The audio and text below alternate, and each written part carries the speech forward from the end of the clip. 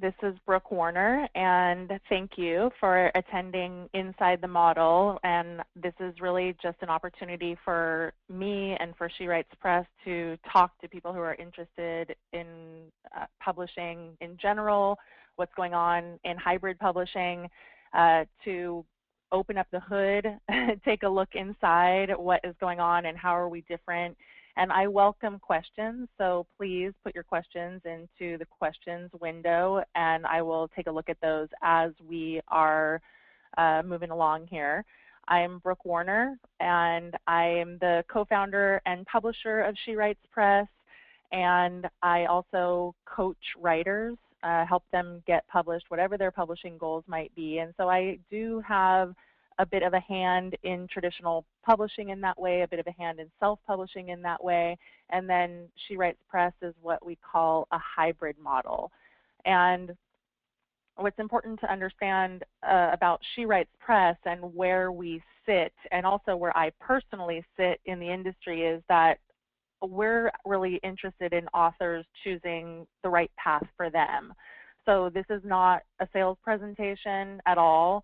We like to be transparent about what we're doing because the publishing industry is so turned around and upside down and confusing to people, and there are a lot of options. And so sometimes people are submitting to us and they're still trying to just figure out the landscape of publishing, and we want people to be deciding to publish with us with their eyes wide open, truly understanding what they're getting, and to make sure that they have fully gone through the process of exhausting their traditional publishing options, if that is what they want, and to understand the differences in how they line up. So hybrid publishing sits somewhere between traditional and self-publishing. She Writes Press is hardly the only model out there right now that is a hybrid publisher. We are I want to say, kind of who is like us, because there are a number of hybrid publishers that I'm aware of. BQB Publishing is one that I know. InkShares is another one. BookTrope is another one. There are a number of hybrid models, but they all have some things that are similar and some things that are different. And the cool thing about the hybrid space is that in some ways we are inventing the wheel as we go. I mean, some of us are pulling from the best of self-publishing and traditional publishing, and I think that that's what She Writes Press is doing, and other places are doing really interesting and innovative things. So we are an emerging publishing model. This has been going on, actually, interestingly, and I've written a bit about this for a long time.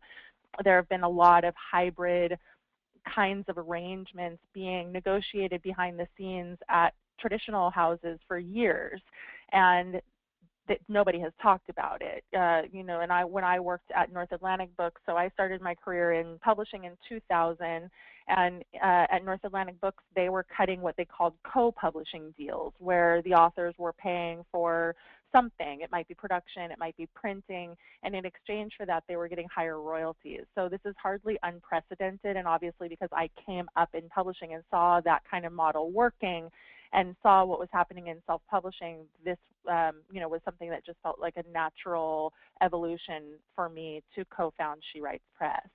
We consider ourselves to be partnership publishing. The reason that we use that term is because our authors thought of it. They said to us, you guys are a partnership publisher, in part because we have a very educationally driven model. I am personally invested in educating the authors about the publishing industry and helping them to understand what it is that we do. Let's see, I just want to make sure everybody can hear. I did see this from Maria, and I'm hoping that that's unique to Maria, but if you are having problems hearing, please, you do just need to turn up your volume on your device. Okay, so authors retain more creative control with a process like this than they would with traditional publishing. Obviously, it's not the case if you're self-publishing where you have complete control. We hope that what we're offering is something in between, which is creative control, yes, but we know the industry. We're a publishing house. We have a creative director. We have an editorial standard. So in that way, we're helping the authors to understand the industry and to do to follow the standards that are expected in the industry. And then finally, the authors invest in their own work, but they keep a higher percentage of their royalties. And I'm going to be talking about fees and earnings at the end of the presentation today. So the history and mission, just to give you a little bit of backstory here, SheWrites.com existed before I came onto the scene with She Writes Press. So Kami Wyckoff had founded SheWrites.com in 2009. And I was aware of it because I worked at Seal Press at the time, and SheWrites.com was a platform and is a platform for women writers. And when it first launched, I was aware of it because a lot of my authors were involved and told me, hey, did you see this really cool site, SheWrites.com? So I knew who Kami was. And I actually had asked her a couple different times to blurb some books that I was working on at Seal Press. And so I started working at Seal Press in 2004. So it was my second job in publishing, and I was an acquiring editor there and eventually worked my way up to being the executive editor at Seal Press, and I was there for 8.5 years. And Seal Press is also a women's press. Some of you are familiar with it. So by women, for women. So obviously She Writes was very appealing to me personally and professionally. So when the time came that I was thinking about these hybrid models, I did approach Kami. This came as a result of my experience in traditional publishing, what I call my disenchantment with traditional publishing, which was largely about me having to reject good books.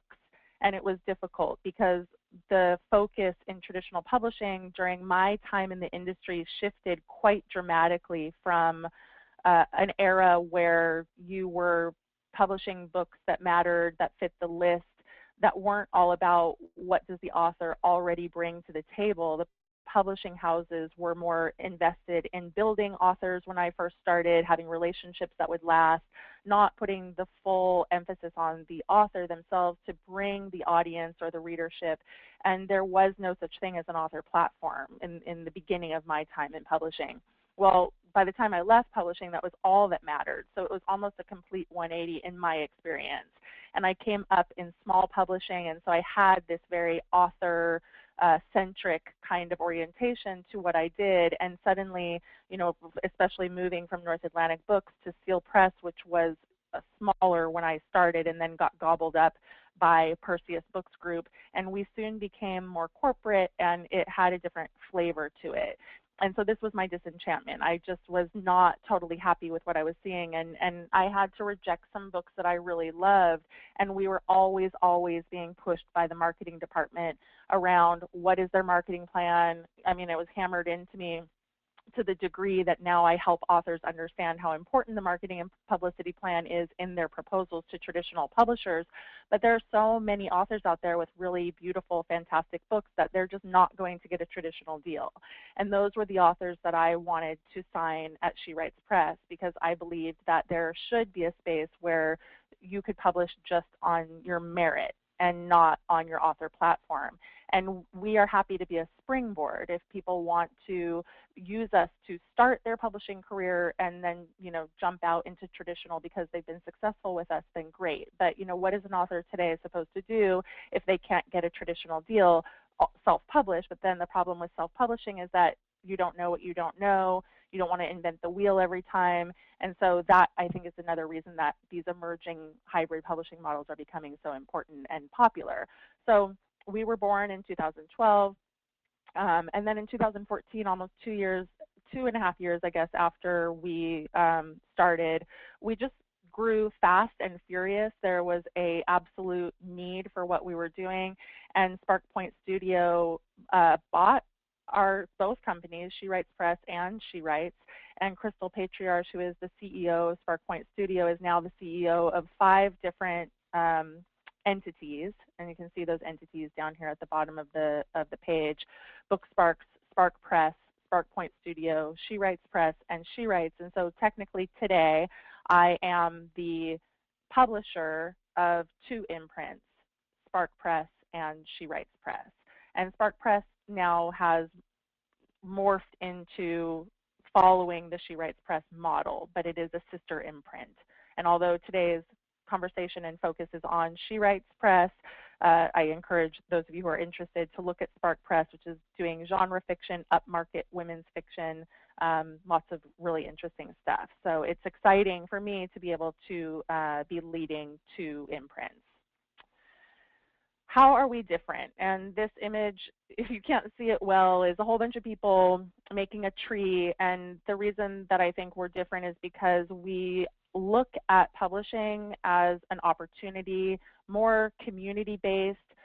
I have a personal orientation toward publishing that there is enough for everybody. I don't operate from a scarcity mentality.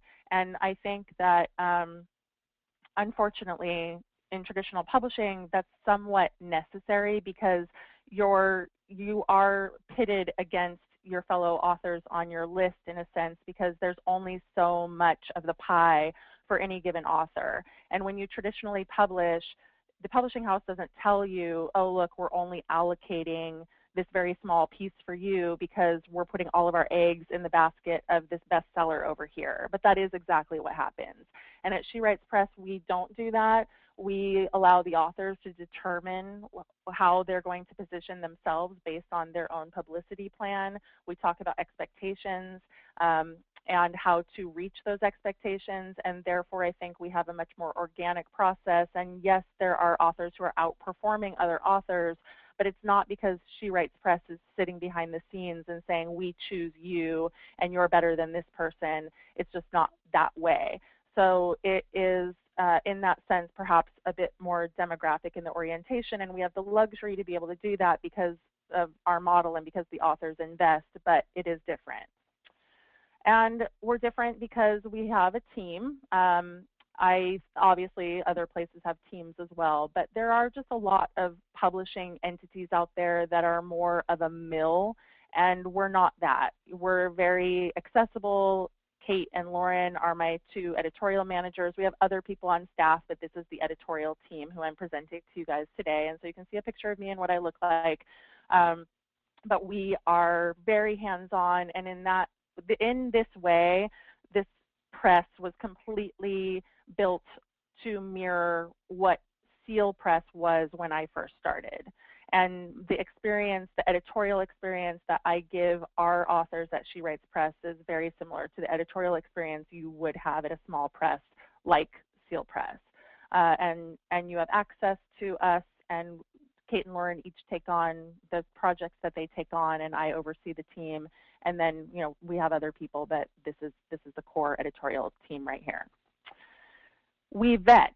Remember, this is all about how we're different. The vetting is different because there are other hybrid models doing what they're doing, and I don't know the ins and outs of all of their processes, but the vetting is very important to us because we do not accept everything. We have a 3-track system.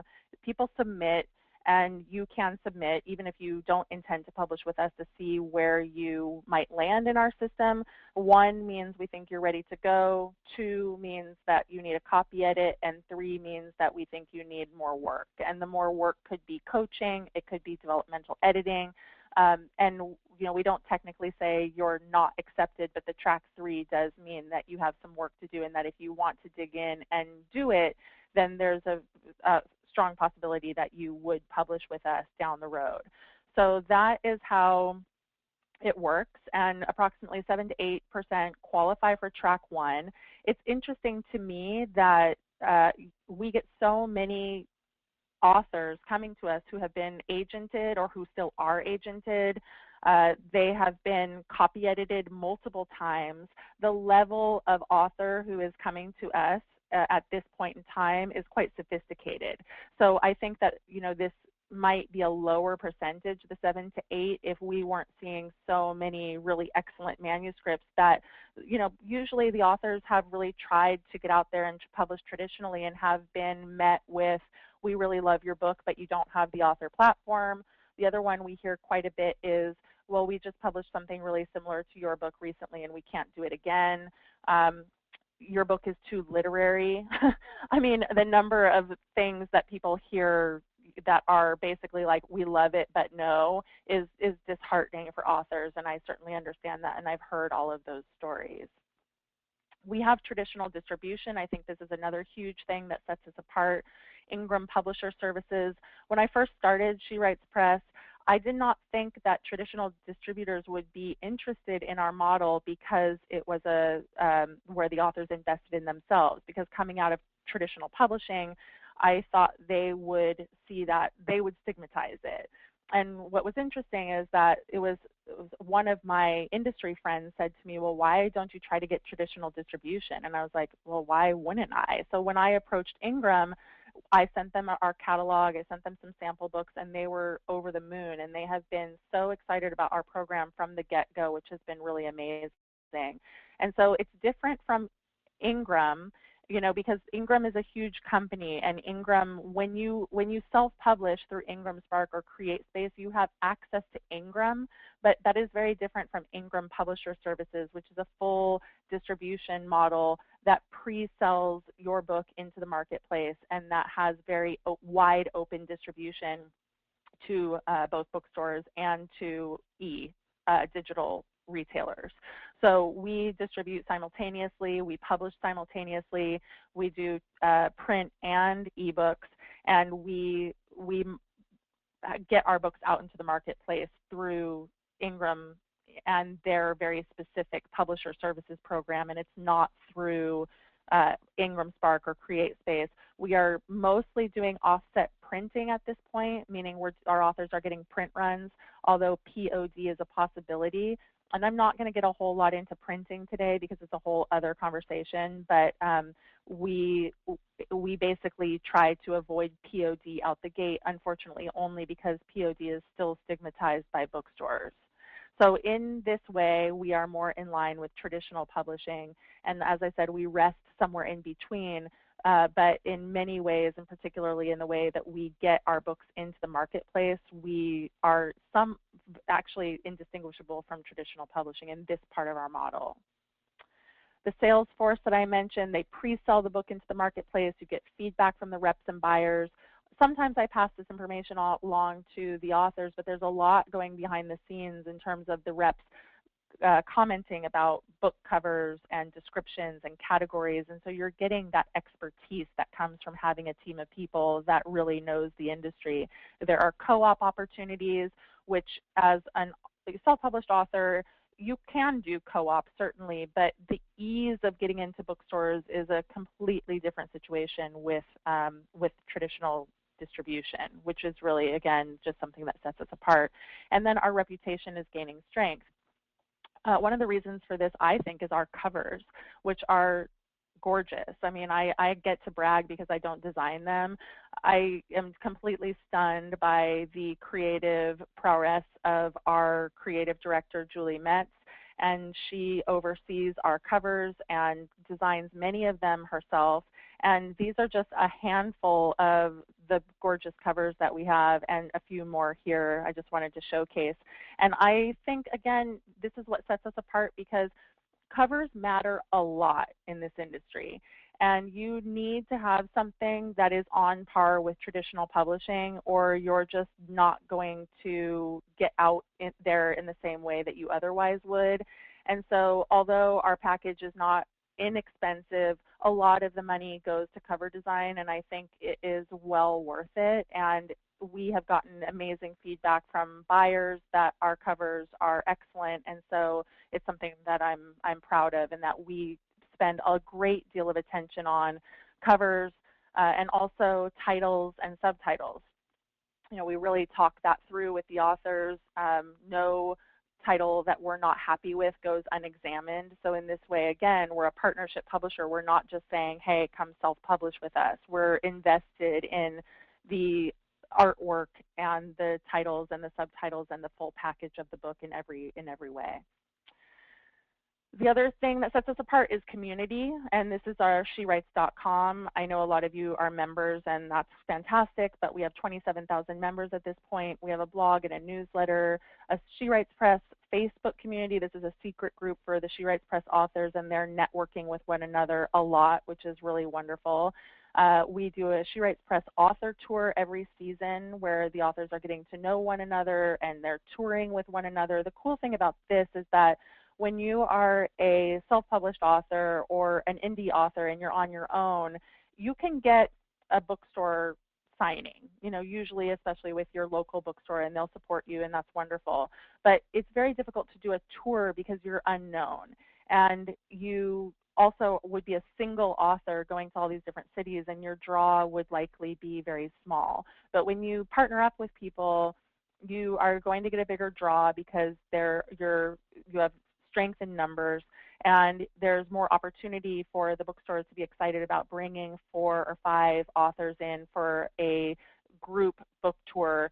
And we have really seen success with this, and so it's just also something to think about no matter what kind of publishing you're doing, that you might group up with, you know, if you're a novelist, a couple other novels, and pitch yourself to a bookstore in that way, because they're usually much more receptive. There's networking here, connections and support, and lastly, friendship. I mean, the lasting friendships that I have seen forged among the She Writes Press authors is really astounding and quite amazing. And Kami and I were both very invested in the community aspect of She Writes Press, because SheWrites.com is all about community, but we couldn't have hoped for a more community kind of environment with the authors supporting one another. It has been very organic. It's been so supportive from the get-go, and that's something that just continues to really warm my heart, honestly, because it's amazing what these women have done. And we have over 150 authors at this point, so it's a big group, a big but intimate group. Industry muscle. So She Writes Press, because of our traditional distribution and because I personally campaigned, especially with Publishers Weekly, we qualified to submit traditionally to the industry magazines, Publishers Weekly, Kirkus Booklist, Library Journal, and Shelf Awareness. And so some of these are more open than others. You know, Shelf Awareness might not have made a difference, but Publishers Weekly and Kirkus especially are very closed doors. They have a separate section, what I call the ghetto, for self-published authors. And I don't think that any of them are coming at it from a malicious place or trying to segregate self-published authors, but that is exactly what happens. And so you get this nice little yearly, oh, here's all the self-published authors, by the way, and it is not particularly good for self-published authors. So that kind of reaches into some of my advocacy issues, which again is also not what this presentation is about, but I advocate for self-published authors and hybrid published authors alike. I think that we should all have equal treatment and that we should all be qualifying to submit our work traditionally. That said, as far as my advocacy has gone, I have advocated on behalf of She Writes Press, and we have this, and it's great. And I'm happy for that, and I'm proud, but I think that it needs to change industry-wide. And I just did put this little note here, author media hits, because if you guys want to jot this down and see some of the amazing successes that our authors have had in traditional media, it's fantastic. And again, something that has been really wonderful, we largely do not confront industry bias. There is a lot of industry bias. Some of you may be more familiar with it than others, but I am constantly going to bat for our authors around this, and I'm speaking loudly and proudly about hybrid because I want the industry to change. I want them to judge books on their merit and not on who the publisher is or who the author is. I think it makes no difference, and the industry, unfortunately, is very slow to catch up on this front. That said, She Writes Press has had books in People, in O Magazine.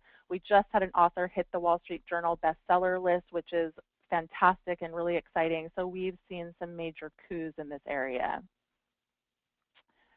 To talk about the fees and earnings, our publishing package is $4,900, and it does not include printing. And so we have POD as an option, and but most authors are choosing offset print runs, partly because the economies of scale really merit doing offset. You save quite a bit of money once you start to print upwards of 500 or 1,000 copies. And then also shipping costs, and this is just like, for instance, if you're an author and you get 1,000 print run and you want 200 sent to your house, you would have to pay the shipping costs from the printer. So, just to be completely transparent about what our fees are, and that's it on the production side. It does not include publicity. So that's another thing, and I'm going to talk about publicity in just a second. And then on the earnings side, that's 60% of net on print, 80% of net on ebooks, which is really, I think, unprecedented even in the hybrid space. And then the breakdown on our site, I didn't want to just get into the craziness of the numbers, but if you go to shewritespress.com and you go to the FAQ, which is a pull down from the homepage, there's a scenario there. You know, if your book costs $16.95, which is the typical cost for a print book for a She Writes Press book, and then simultaneously or side by side, if your ebook costs $9.99, what does the breakdown look like, so that you guys can see. And it does depend, obviously, on how much you spend on printing. If your book costs $1 per book versus $4 per book, that's a difference in cost and therefore earnings of $3 per book. So you want to keep that in mind as you're considering your fees, but also your earn out potential. I know lots of questions are coming in, but I'm going to cover everything and then spend Q&A at the end. So thank you all for your patience. What about publicity? So as I said, the publishing package that we have doesn't include publicity. We are part of the SparkPoint Studio family, and so BookSparks is our in-house solution for publicity, but it's not required. And so some of our authors, maybe many of our authors, use BookSparks and Crystal's team for their publicity, but we also have other recommended publicists, and we want to keep it that way. We're invested in authors feeling empowered to hire the publicists that they want to work with, and it's worked really seamlessly. You know, and on any given list, we have authors who are with BookSparks, and we have authors who are with other kinds of publicists, and certain publicists have certain areas of expertise, and that's another piece of it. We have one publicist in particular who's doing almost all of our historical fiction, for instance. And there are authors who come with their own publicist relationships. There are authors who want to spend a lot less, and there are authors who want to shoot for the moon. And so I am constantly talking to the authors and enrolling them in all the different possibilities, and again, making sure that they feel good about how much they're spending, what their expectations are, going into it with their eyes wide open. But the publicity packages can range from, I think the smallest amount anyone has spent on publicity, if they're not doing it themselves, because a handful will if they have a publicity or marketing background, is probably about $3,000. And on the high end, we've had people spending as much as $15,000. Now, we're not saying you have to spend X number of dollars. That is exactly the opposite of our orientation to this. But we sort of explain how publicity lines up with the number of books that is going to get out into the marketplace, and your publicity plan is something that the reps look at when they're trying to figure out, okay, what does this book have going on? How many pre-orders is a retailer going to take? You know, if you have zero publicity plan, they're not going to take as many books as someone who has a bigger publicity plan. And so that's important to understand, is that when we're pre-selling into the marketplace, what that means is that the retailers are pre-buying your book, and then they're putting it on their shelves, but those books are returnable. And so that's where this industry is very complex and somewhat frustrating, and part of my educational approach is so that authors truly understand what they're doing. But you have to pay to play. You know, you have to get your books out there in order for it to have the kind of traction, and we want our books to have good distribution so that they can stick. And so this is all part of the equation, but to give you an overview about publicity, we recommend publicity. We do not require it. Additional considerations are these. I would list them. Author platform, making sure you're ready, understanding the money. So author platform, the reason that I put this up in terms of additional considerations is because people tend to contact me and want to publish on She Writes Press tomorrow. You know, they're like, can I, for instance, like right now it's December, and people are always contacting me and saying, can I please publish in spring? The answer is no, because our list was closed a really long time ago. So right now we just closed our fall list, actually. And I always say to authors, please consider the things that need to be in place before you publish. You know, giving yourself a full year is a great thing. So set up your website, or if you already have a website, it needs to be revamped. Do that. Work on your social media. Build your author platform. Okay, so just because I said that the industry is obsessed with author platform doesn't mean it doesn't matter. Okay, it does matter actually, and you guys really want to make sure that you have as strong as an author platform as you can have leading up to publication, so that by the time you launch, you have a following, you have people who are interested in what you're doing and who are waiting to get your book. And when I put publishing leading up to publication, what I mean by that is guest posting, getting your name out there, publishing in magazines, writing op-eds, whatever is relevant to your book, but getting yourself comfortable with the fact that that's going to need to be an ongoing thing for you leading up to publication and post-publication. The next one is making sure that you're ready.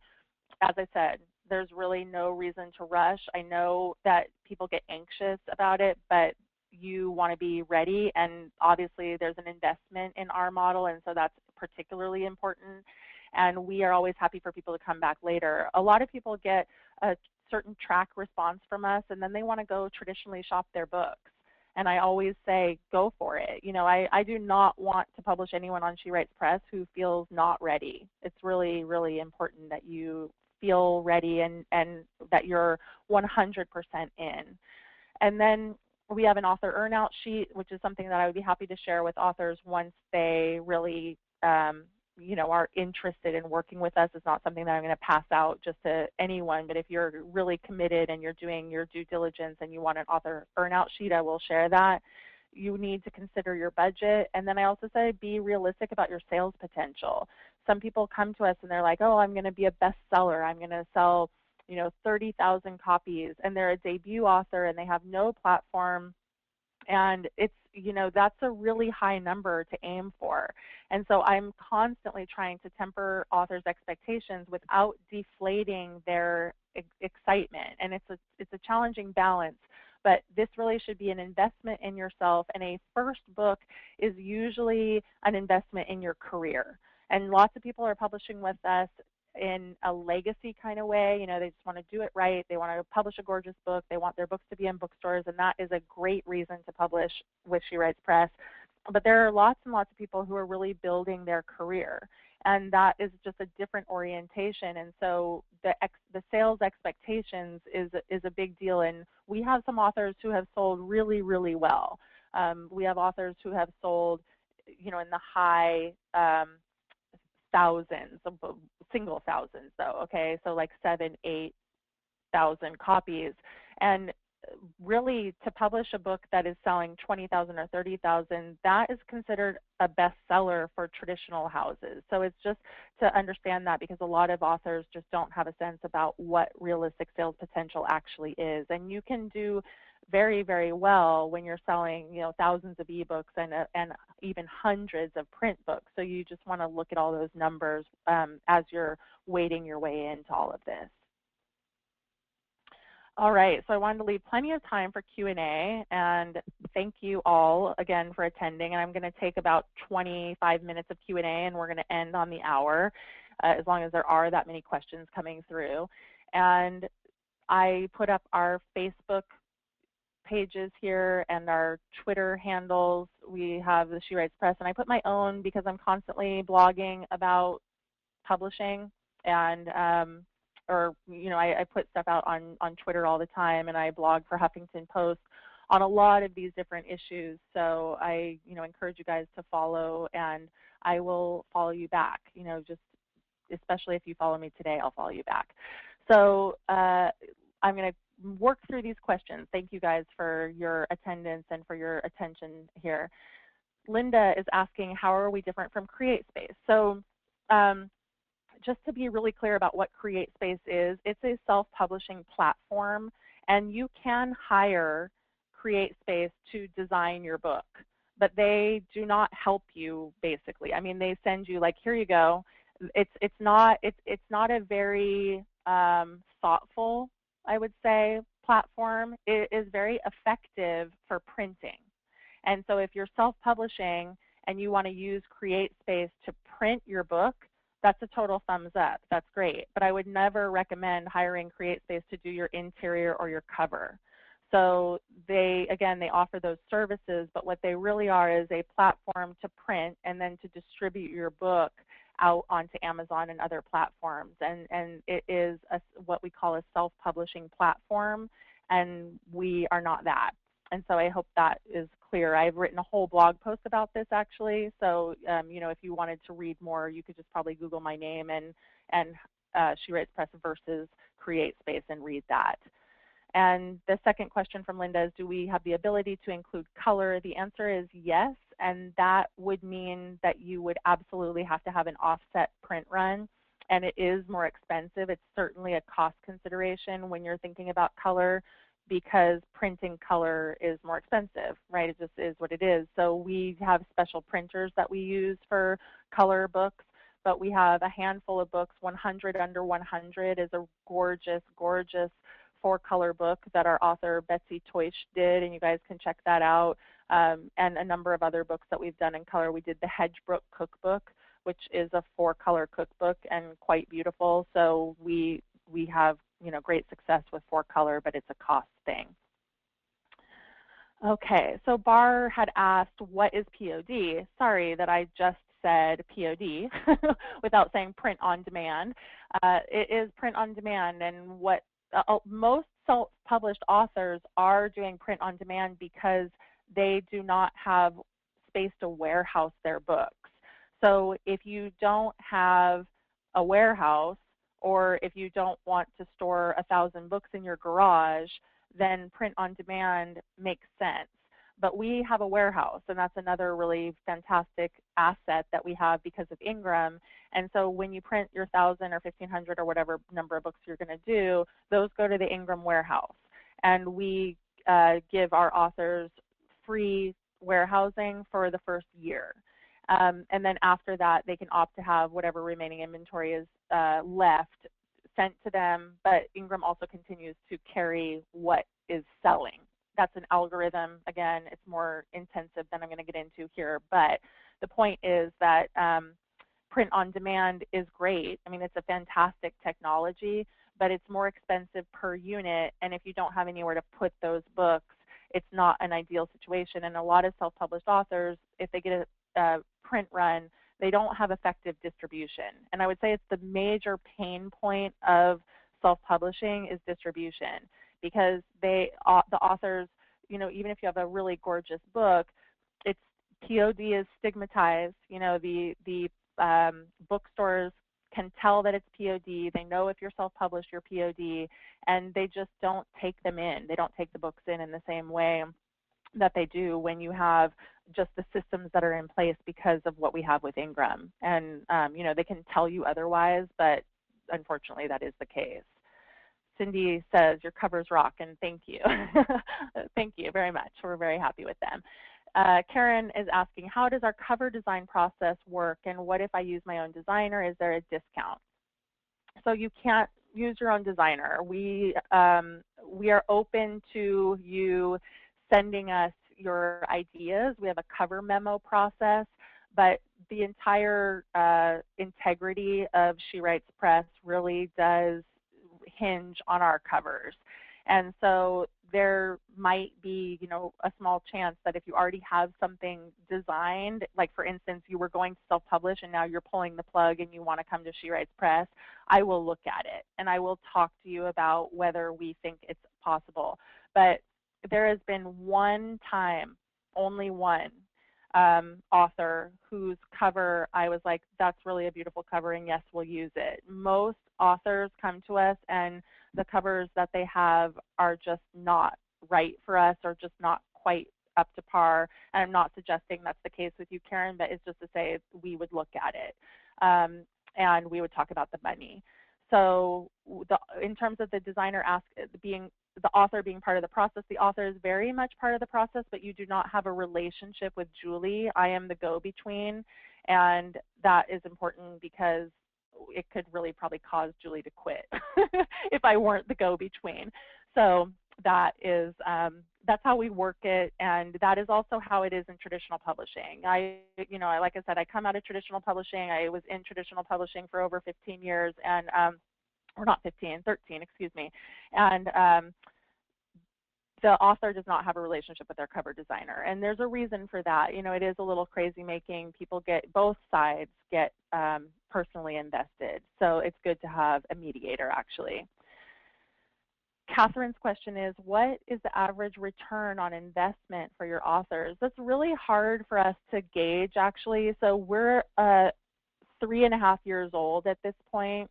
And in traditional publishing, typically when you think about earnout, you are looking at earnout over a 3-year period. And so we haven't even been with Ingram for 3 years. And so it's it's just not, I don't have those numbers. Many of the authors are earning out their publishing packages. You know, that's not uncommon.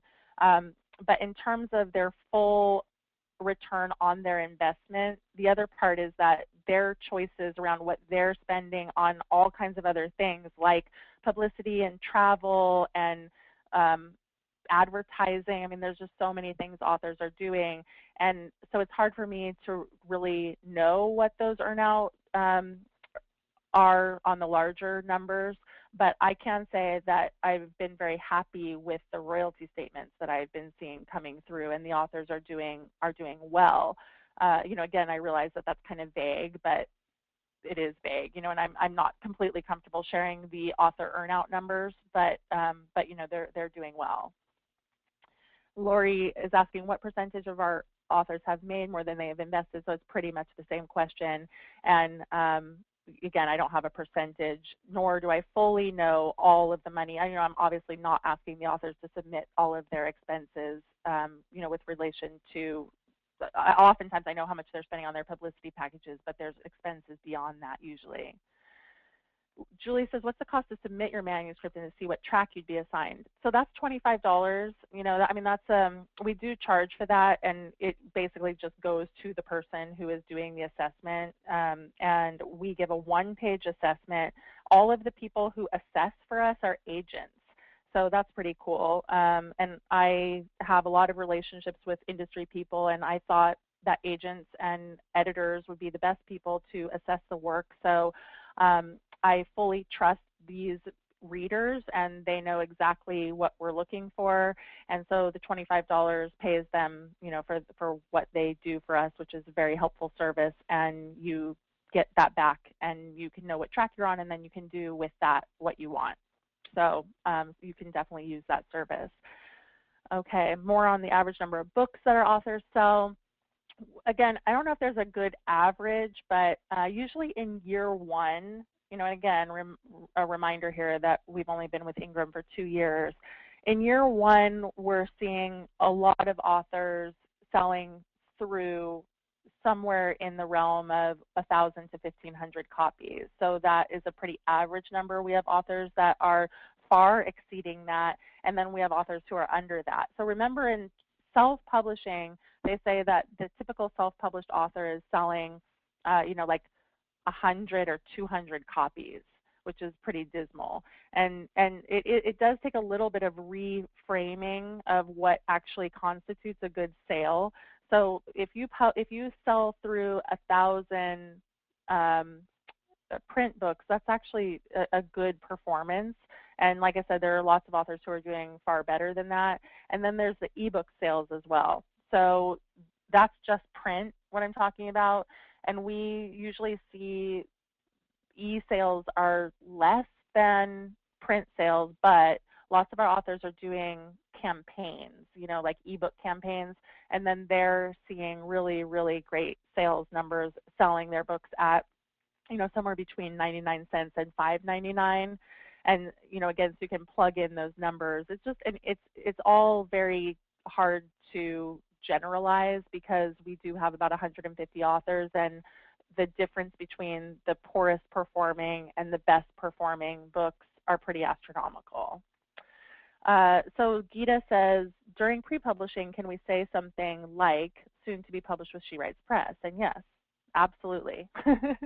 That is perfectly fine. And you know, as soon as authors get their covers, they can put those up on social media. I mean, we encourage you sharing your process with people. It's really wonderful. your audience. It's a way to build your audience, to enroll them, even from the beginning. I'm submitting, I got accepted, I'm doing this, I'm doing that. It's not to flood people, but it's a great conversation, and people are very interested in other people's publishing journeys. So it's something to consider.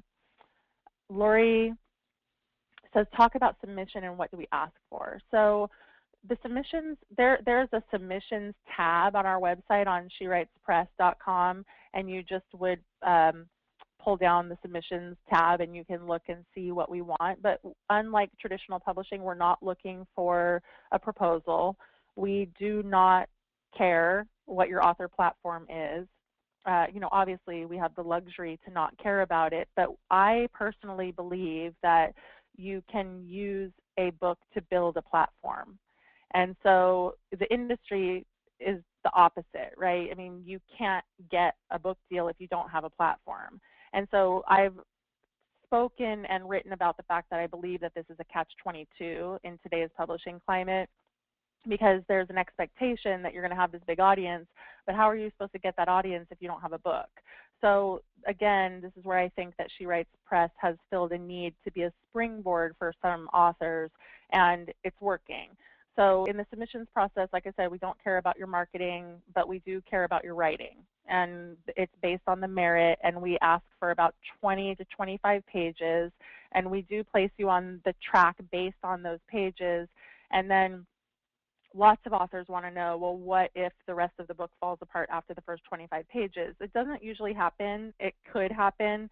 We proofread every single book. So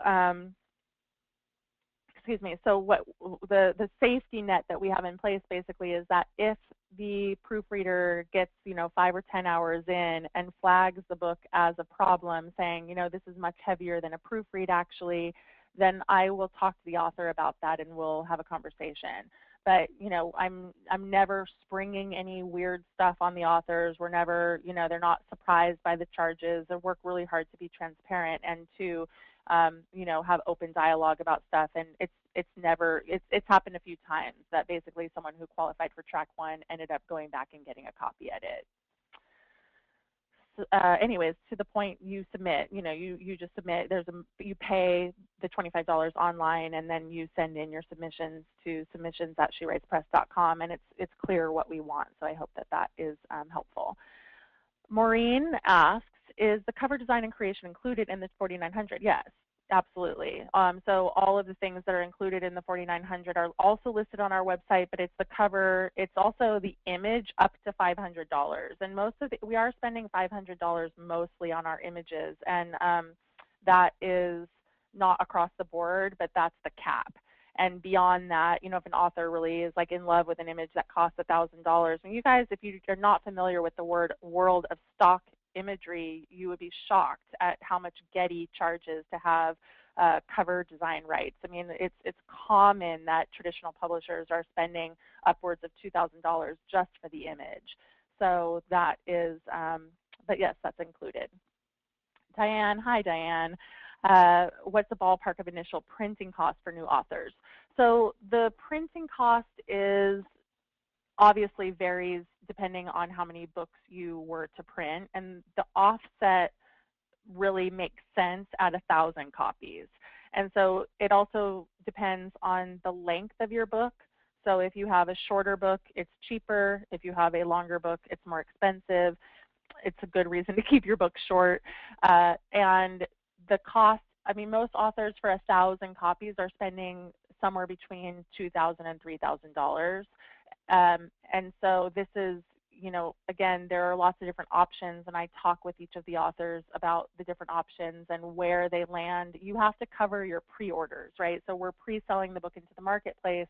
So an author has to at least print as many pre-orders as they get. So you can't just say, oh, I'll just go print on demand without having some kind of cost ramification against that, because there's going to be at least that many printed, even if you go print on demand. So we really try to gauge that and what makes the most sense for the author, but that's the ballpark figure. If you were printing 1,000 copies, it's about $2 a book if it's a shorter book, and if it's a longer book, it could be, threes, low threes. Um, Stacy, do you ever do hardcovers along with the paperback? And so we do. There is precedent for that, but it is an additional cost because our publishing package is for print, trade paper, and for digital, and it doesn't include the hardcover. It's just a little extra cost because the rights for the image costs an additional cost. If you want hardcover, our cover designer has to design a dust jacket. So there's a little extra work involved for us. So it's not a lot of money, but it is a slightly additional cost. But we have had people who want to do it for a number of reasons, you know, ranging from just simply having it for their family and friends to library sales to, you know, what have you. So yes, we can. Laurel is asking again about the 4900, so I think that's clear at this point. It's the interior, it's the cover, it's the proofreading, it's also just the general management, it's the metadata management, which I didn't even talk about metadata today, but that's a major aspect of what we're managing on your behalf. We also, you know, get your ISBN, we apply for the Library of Congress number, we copyright your book. I mean, we really do all the things that a traditional publisher would do for you. And so those are kind of the biggest hard expenses, are the proofreading, the interior design, and then the cover design and the image. But there are lots of other things that are included, you know, just by way of management. And that list is on the website under How It Works. I think if you hit on the How It Works tab, you can see all the things. So Cindy says, I've already self-published a book, but didn't get wide distribution. Kirkus gave it a positive review as well as reviews on Amazon, and would we consider looking at it? Yeah, you can absolutely submit. And if you do that, I would just as soon you submit your actual book. And so if someone has already self-published, rather than just send chapters, it would be much more helpful to see your book. And you can mail that to me. So if you follow up and you just want to send it to me in the mail, I'll take a look at it. So we have a number of authors who have done revised editions with us. And so it's like a second edition because we'll probably repackage it. Again, I'm happy to give you feedback on the cover and blah, blah, blah, but that's how that works. It's basically considered a second edition. It would have to have a new ISBN because you would be publishing on She Writes. So there's a number of things that would have to be different about it. We wouldn't just sticker your old book, for instance. You know, we would really fully redo it. Bonnie is asking, what is submitted to have your track evaluated? Again, so that's on the site. We want to know a little bit of background about your journey and whether the book has been pre-edited, and, you know, just have a sense of who you are. And then it's I believe it's the first 20 to 25 pages. I actually haven't looked at our own submissions page in a little while, but I'm pretty sure that's what it is. Okay, people are asking if they can listen later, and the answer is yes. I will be recording, I am recording, and you know, sometimes what happens with the webinar is both sides. You know, we can lose a little bit on either side. Hopefully I haven't been breaking up too much. Julie asks, are most authors bringing in their own publicists in conjunction with SparkPoint Studio? No. Really no one is. It wouldn't make sense, in my opinion, to hire BookSparks, which is the publicity division of SparkPoint Studio, and another publicist, because they're doing the same job. So people have one or the other. And you know, some authors have already published, they already have a relationship with a publicist, so they may come to the She Writes Press relationship with a publicist. But most people are hiring a new publicist, you know, with us once they get started. Ronnie is asking, can you use the cover design as a logo? I mean, you can use the cover design for your own personal branding. I don't know that you would consider a cover design a logo. Like if you go to my my social media right now, I have banners announcing my new book that's coming out in June, right? So that's called like collateral materials, right? So you would use it for design and for promotion and stuff like that. So I think this is just a word issue. I'm not sure I would call that a logo, but I think your point is, would you use it for marketing? And the answer is absolutely. I mean, they're attractive. It's great. You could put it on your business cards, all that stuff, absolutely. And Kindle says, would I ever consider doing a webinar on tracks to become an editor? Well, that's a really interesting question. I've never thought about doing that, but maybe that would be a really cool idea. So I will put it in my back pocket, and I appreciate that because I could, and I know a lot of people are really interested in getting into editing. So Chandy, for a few of you who are asking repeat questions, I'm just going to go ahead and table those. And yes, you can get a copy of this, and I'll send it out to everyone. And Pam is asking, what is involved in a track 2 editing, or the copy edit rather? The copy edit is explicitly different from the proofread. It's just a heavier level edit. It's a line edit, and it involves a lot of different things. Again, all of this is detailed on our site, so you can go on to She Writes Press, and we talk about the differences between copy editing and proofreading and developmental editing, which are 3 stages of editing, and they're different simply in the level of edit and how substantive that edit is and what kinds of queries you're getting. The proofreading is really just meant to be kind of a final grammatical pass. Are there any errors, any major things coming up? And line editing involves queries and fact checking and other kinds of things. Paula, hi Paula. How long is a short book versus a longer book? So a shorter book would be something in the ballpark of the shortest we've probably published to date is maybe 45,000 words, which is a pretty short book. And the longest is 100, and we cap it at 120. The problem with 120,000 words is that your book is over 400 pages, and it just feels like a tome. I mean, it's like I get these books that are that long, and I pick it up, and I'm just like, oh my gosh. I mean, I think, frankly, readers are a little bit daunted by that, so it's just something to consider when you're writing. If it's too late, it's too late, but 120,000 words is really long. The sweet spot is 80,000. So Anne is asking, it seems as though the writer bears all the risk. What skin do you put in the game, and can you go through your value add? So it's a great question. The skin that we have in the game, I guess, is our reputation, our brand. I mean, the fact of the matter is that I do come to this from more of a passion perspective. It's obviously a for-profit business, so the skin that I have in the game is that this is my employment and the people who work for the publishing company. But on a personal level, I'm actually very interested in changing the industry. So that is an important aspect of it. I care deeply about the books, what they look like, how they're presented. I care that the editorial quality be up to par, that we be competitive in the industry with our trade counterparts, or our traditional counterparts, I should say. So in terms of the skin in the game, I think that maybe it's just that, maybe it's reputation and the fact that we're building a list and that we're doing it from a different kind of sensibility. Obviously, we take a percentage too, so it's 60% goes to the author and 80% on e and 60% on print. Most of those costs actually go back to the distributor, so we do take a small amount.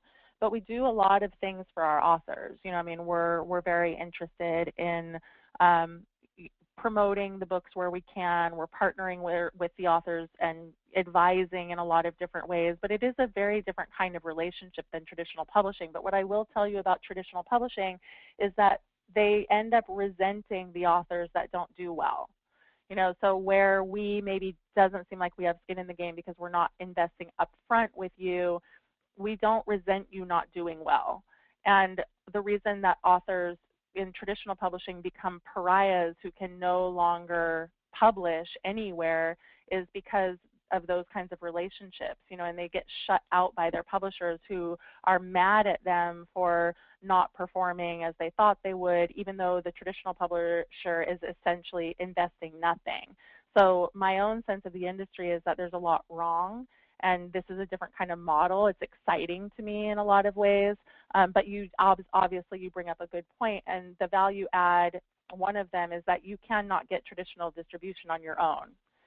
There is the strength in numbers, the educating that we're doing, the gorgeous projects that we're creating, and the relationships that we have. And so you come and you join this force basically, and gotta think through what that matters, how much that matters to you. But very good question, and I really obviously do appreciate, and I'm happy to answer the hard questions too if you guys want to follow up. You have been an amazingly supportive group, and I appreciate that. But I've answered some very tough questions out there, and there's all kinds of people landing in different places about what they think about these new emerging models, and I can answer those questions, like I said, head on. So thank you all for your attendance. Thank you for your interest in what we're doing. We appreciate it so much, and we'll be following up with the recording so that you can have that for your records, and we'll look forward to getting submissions from some of you in the future. Have a wonderful afternoon and evening, everyone, and thank you.